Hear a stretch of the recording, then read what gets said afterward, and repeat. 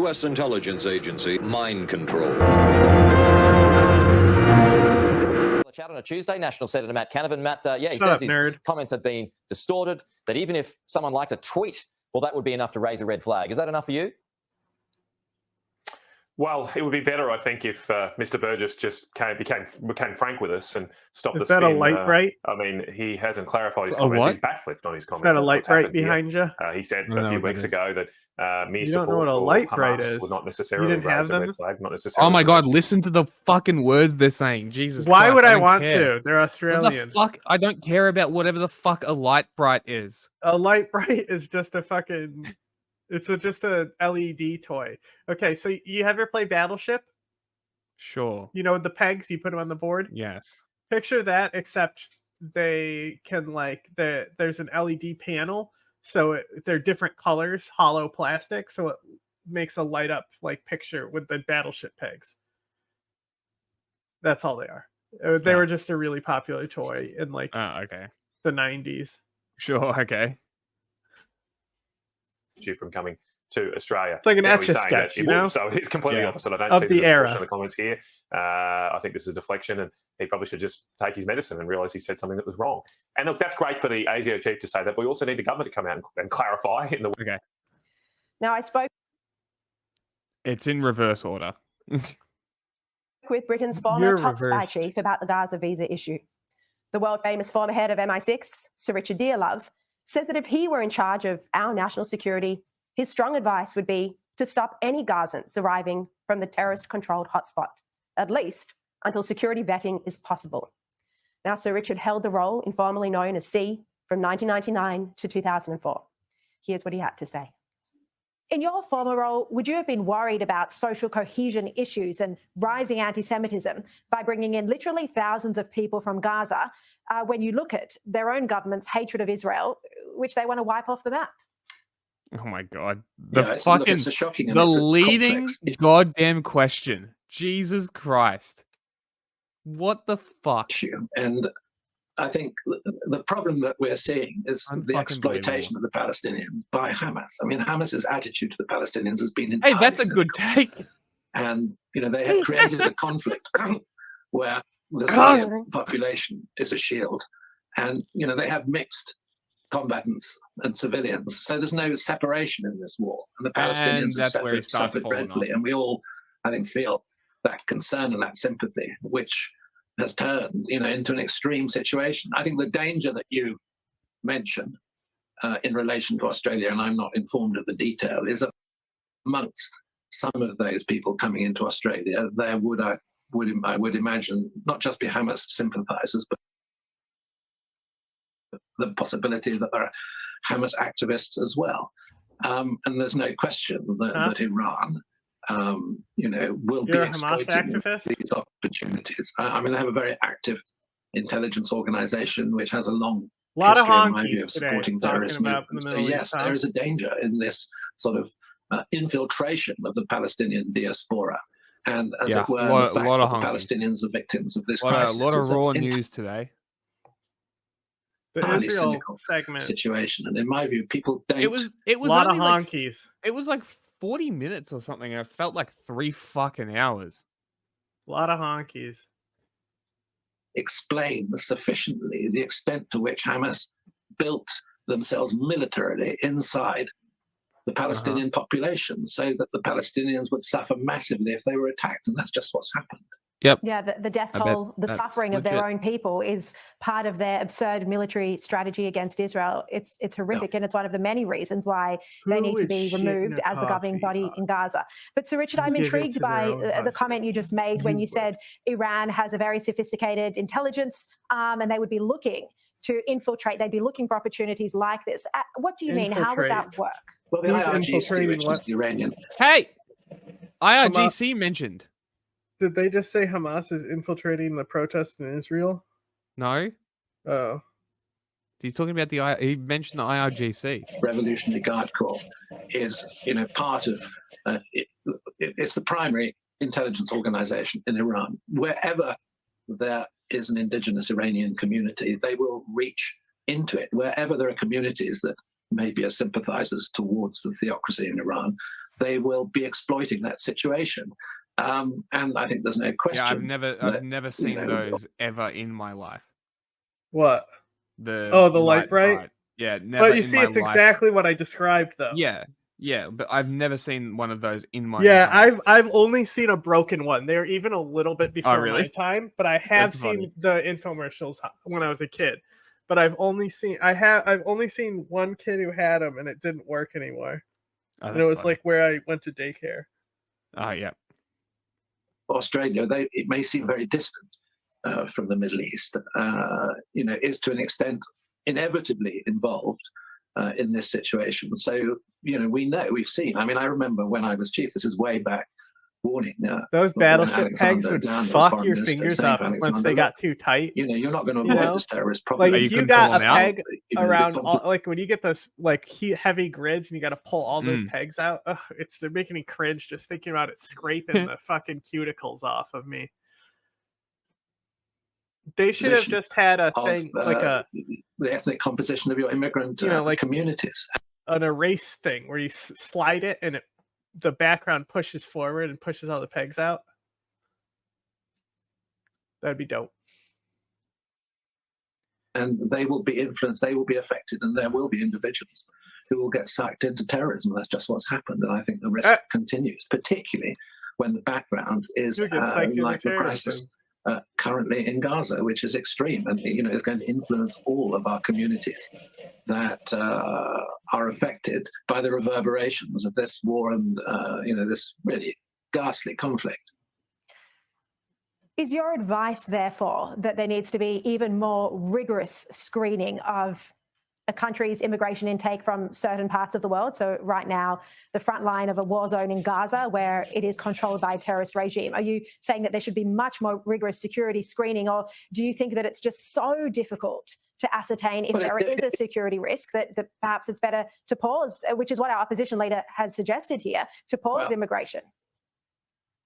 Well, I think if I were responsible, my advice would be the same, and to pause it. But look, on the other hand, ASIO is a pretty efficient organization that I've been certainly impressed by. It knows what it's doing. But I would have thought that they need to be extremely careful in allowing these people in without some sort of security screening, without some investigation as to who's coming in, where they are, what they're doing, what they're... Are you literally running from a war zone because Israel is committing genocide that we are also facilitating, just like America?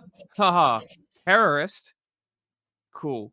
Love this country. What a great country. Actions are. I mean, it just seems to me like a very basic issue, and I would have thought, given... Also, why the fuck are we talking to a fucking POM about our own immigration issues? Fuck off. Actually, fuck off. Get the fuck out of our country. Fuck you. Fuck this guy. This video is brought to you by Brilliant. No, it isn't. For most of the past 50 years or so, Australia's economy has been the envy of the West. We're not here yet. Everything is backwards.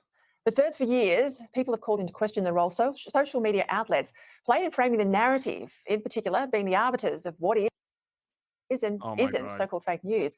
And for years, these same people have been hounded down as conspiracy theorists. Well, today, a lot of people have owed an apology, with Meta CEO, Facebook CEO, Mark Zuckerberg, openly admitting and regretting that Facebook and Instagram censored COVID posts and election content under pressure from senior figures in the Biden-Harris White House. Now, this is a huge admission, and one that will have huge... What are some memes I can turn into a Twitch emotes? Joining me to discuss this, foreign editor at The Australian, Greg Sheridan. Well, I think we all saw it firsthand in The Voice, Greg. I mean, things that I said about the actual length, the true length of the Uluru Statement from the Heart, they were taken down from Facebook. We had to use lawyers to argue our case and then get them put back up. We can see how... Can we stop watching more and more Facebook, for God's sakes? They have nothing to do with this. What? Oh, we got in trouble because we shared U.S. fucking tabloid news. Who the fuck cares? Like, there's literally only one angle to this story that's interesting. Well, I was more trying to get to the ASIO thing. I mean, we hear media outlets. This fucking... Why did you put so much Australian garbage on here? Fuck ASIO off. Director General. Do you know how much shit I have to sit through that you make me fucking watch? Fuck you. We're watching this. We're not. I don't want to watch any more of Burgess this has said, shitty anyone who Australian supports Hamas, stuff. Can we get or some the October Fox 7 News terror in attacks. here? People who are actually in this country to talk about Facebook, to actually have stakes in the country and the democracy. This video is brought to you by Brilliant. Now we're talking about the economy from the British. So that's what that's what you get. Fine. For most of the past 50 years or so, Australia's economy has been the envy of the Western world. A combination of a reliable commodities industry and a strong domestic economy has allowed Australia to weather basically every major global economic crisis without entering recession, helping earn it the nickname the Lucky Country. However, in the past few months or even years, it looks like Australia's luck might have finally run out. After suffering its first recession in over 30 years during the pandemic, Australia's economy has struggled to recover. While GDP is still growing, I just want people to have healthcare, honey. And GDP per capita has now actually fallen for 4 consecutive quarters. Nice. So in this video, we're going to look at how the invincible economy became invincible and why things only look like they're going to get worse in the near future. Who's that nerd? Before we start, if you haven't already, please consider subscribing and ringing the bell to stay in the loop and be notified when we release new videos. Realized. It's So called let's start with a bit of nightmare. context, because Australia's recent economic history is pretty astonishing. Who's this Australia guy? was originally nicknamed the Lucky Country. Oh, I in love the these fucking these fucking things. I love these things. These are some of my favorite. Because of its fucking abundance gas. of natural resources, including iron ore, coal, copper, gold, and Bro, oil. And its economic they use the success has Minecraft been built on symbols. exporting vast quantities of all of these around the world, Skibbity especially to Minecraft. booming economies in Asia like China. Now, as we've mentioned in other videos, an abundance of telling natural us what we talk about anytime we bring up China and coal. Yeah. resources can often be as much of a curse as a blessing because they can make your economy overly dependent on commodity exports. Demand for your natural resources can push up the value of your currency, making your other exports less competitive and making it harder for you to develop more advanced industries. Economies that are too dependent on commodity exports also often breed corruption and inequality, because politicians can develop overly cozy relations with the industry and fail to redistribute. Wow, what have I been saying to everybody for about a year? Brainworms emoji. That's good. That is Let me good. try and see what I can do with that. Distribute the export revenues, which then accrue to a small number of industrialists. This phenomenon is known as Dutch disease, and it at least partly explains the stagnation we see in many developing countries, including commodity exporting countries in Africa and oil exporting countries in the Middle East. However, Australia has apparently avoided the worst of Dutch disease, in part because even if Australia doesn't quite have a Norway-style sovereignty wealth fund, its relatively stable politics has allowed it to better redistribute its national income and nurture the domestic Australian economy. And it's this combination of a reliable export base and a relatively strong domestic economy that's allowed the Australian economy to fare so well in the past few decades. Australia's GDP grew every quarter from 1991 until the pandemic in 2020, the longest consecutive streak in world history. A strong domestic economy helped it weather the Asian financial crisis in the late 90s, which crippled its largest trading partner, Japan, and a commodity boom driven by Chinese demand allowed Australia to sail through 2008. Australia today has the 10th highest GDP per capita globally, and Australians are some of the wealthiest people in the world. According to UBS's annual Global Wealth Report, Australia today has the 5th highest mean wealth and the 2nd highest median wealth in the world, behind just tiny Luxembourg. Unlike other developed economies, many of which have experienced wage stagnation since 2008, Australian income continued to grow during the 2010s, rising by about 15% between 2008 and 2022. Australia's robust economy, plus the fact that it's a sunny, open place, has made it one of the most desirable places in the world for immigrants. Australia has reliably experienced some of the highest immigration rates in the developed world, which has boosted GDP and protected Australia from the demographic... Everybody, please stop. Enough. There's too many fucking people. What? There's too many fucking people, just in general. Too many fucking people. 70% of the country can't be lived in. Fuck off. Hi, do you want to know how to fix this? Stop. But like, it's also that the housing market has outpaced domestic ability to purchase housing. Like, it's insane, and it's because they focus on building housing to sell to people overseas. It's insane. It's such an idiotic fucking strategy because they're just selling to rich assholes who have the house to make money off the Australian people and extract wealth from us. That's all they're doing. Crisis afflicting similar countries. Australia had its first recession in nearly 40 years during the pandemic. This wasn't surprising, but what has been a bit of a shock is Australia's apparent inability to get out of it. While Australia is nominally out of recession, this is only because of immigration, and GDP per capita has actually been falling. At the same time, wages have stagnated at nearly 10% below their pandemic peak, and living standards have been further squeezed by persistent inflation, causing 9 consecutive quarterly declines in real household income, the biggest dive in living standards in recorded history. So, what's gone wrong for the lucky country? Well, some of this is just a normal consequence of tight monetary policy. Australia's year-on-year inflation rate peaked to 8.4% in December 2022, lower than in places like the UK or the Eurozone. But it's proven remarkably stubborn, falling to 3.4% in December 2023. Yeah, this is capitalism coming and finally catching up with the Australian government. That's all. That's all it is. It's finally coming to the point where the people have realized that we're not getting anywhere, and the only people that are becoming enriched are the people in the political class. And they enrich themselves, and they get richer, and there's barriers to entry, and you can't get there. Oh, but you can, it's a democracy, but if you're not part of Labour or Liberal, then you're not getting in. And even if you are a part of Liberal or Labour, if you go against the party, you get kicked out and get told that they voted for us, not you. Go fuck yourself. Don't make a Muslim party. Don't we love Australia? What a great country. Before rising to 4% in May of this year. In the Singapore episode, what Carrie says. That I always say the middle class is a fictitious class. Like that was such a banger line. Yeah, it's good. The central bank to aggressively raise interest rates from 0.1% in 2022 to over 4% today. This has slowed down the economy. No, that was a reference to what Anthony Albanese said to Fatima Payman when she decided to cross the floor against the wishes of the Labour Party, who would much rather coddle genocide than actually make a stance. Largely via mortgage costs. Essentially, because property in Australia is eye-bleedingly expensive, Australians spend a lot of money on mortgage payments. And when interest rates go up, so do these payments, squeezing household spending. But there were also some Australia-specific factors at play here. The first one we just alluded to, Australia's housing crisis.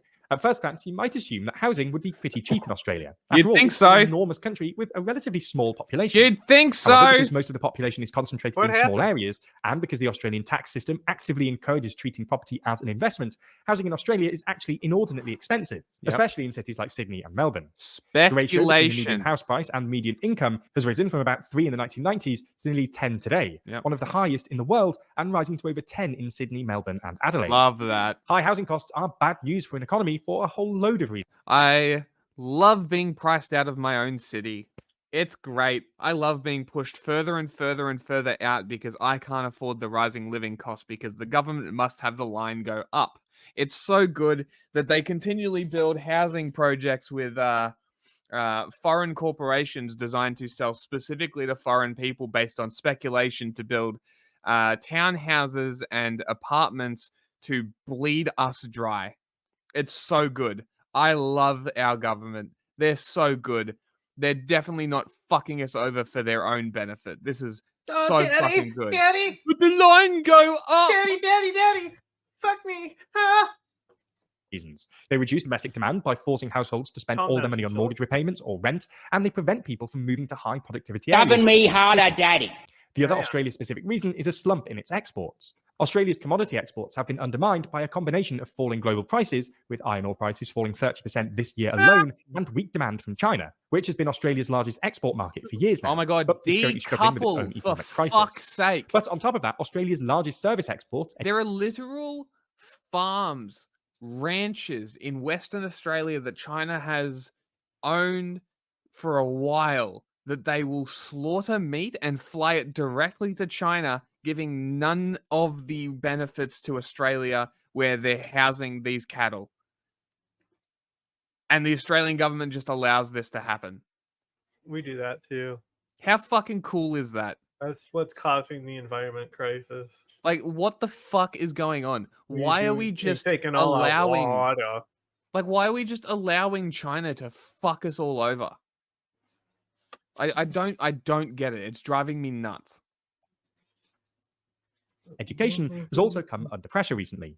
Before the pandemic, education, i.e. students coming to study in Australia, was Australia's 4th largest export behind coal, iron ore and natural gas.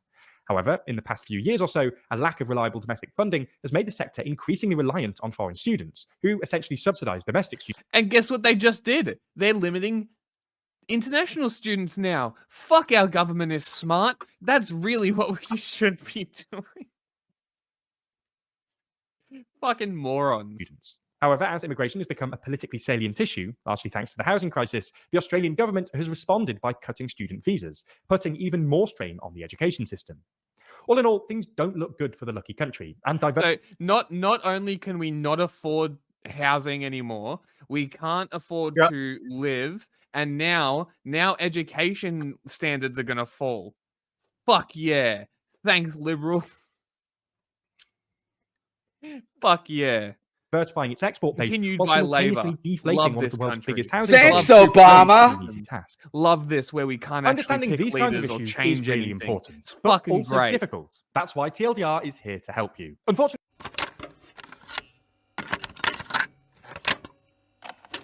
are you aware of a CIA psychological profile about you, sir? Would you be interested in hearing what the CIA had to say? This secret study portrays as a brilliant but dangerous megalomaniac who is likely to pursue his own aims in disregard of U.S. interests. He's an uncertain ally. Shall I go on, or would you prefer that I stop, sir?